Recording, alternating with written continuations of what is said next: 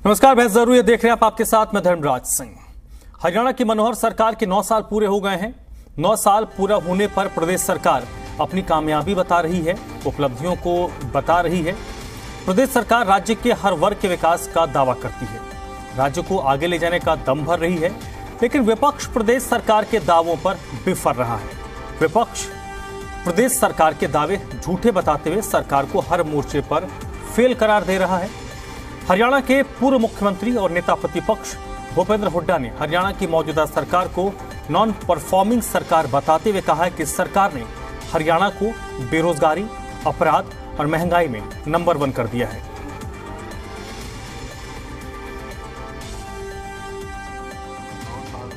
9 साल पहले 2014 में हरियाणा की प्रति व्यक्ति आय पूरे देश में नंबर 1 था।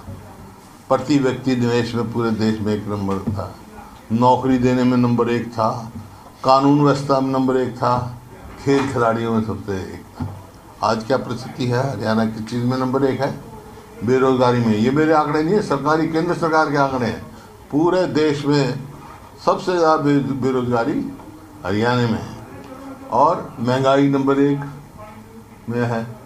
और आपका कानून व्यवस्था का आप देख रहे हो, अपराध में ऊपरले प्रदेशों में आ गया।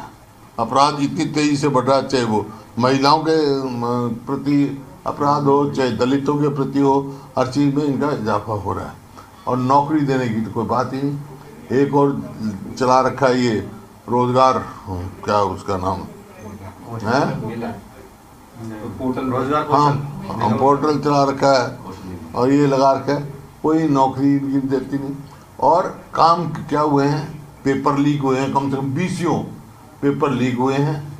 घोटाले एक के बाद एक घोटाला हुआ है और हरियाणा जो अपने स्थान पे था पावधान से नंबर 1 से फिसल कर पता नहीं कौन से नंबर पे पहुंच गया।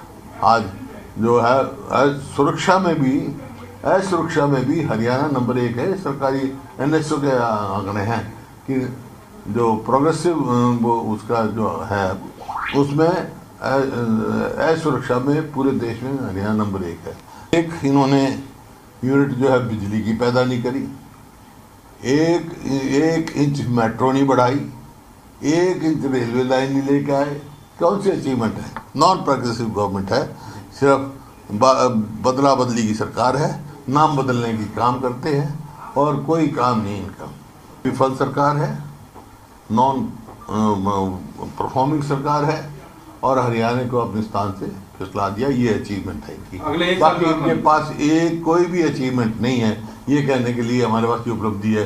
कोई बड़ी इंस्टीट्यूट लेके आए हों, बड़ी इंडस्ट्री लगी हो, कोई मेट्रो बढ़ाई हो, भाई कोई पावर का जनरेशन का लगा। मांग हर चीज़ की बढ़ रही है, महंगाई कितनी तेजी से बढ़ रही है।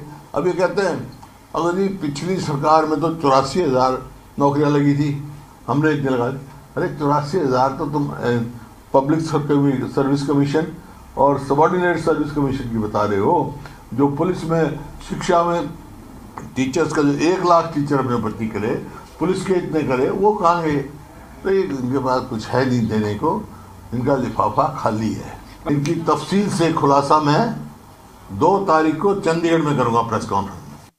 देखिए, जिस नेता प्रतिपक्ष को हरियाणा के संदर्भ में, आज वो मुख्यमंत्री भी नहीं है, आज वो नेता प्रतिपक्ष है और उनको अगर दिल्ली जाके प्रेस वार्ता करनी पड़ रही है तो इससे उनका आधार ध्यान में आता है कि उनको ये भी नहीं लगा कि वो रोहतक में, चंडीगढ़ में, गुरुग्राम में कहीं प्रेस वार्ता कर लेते।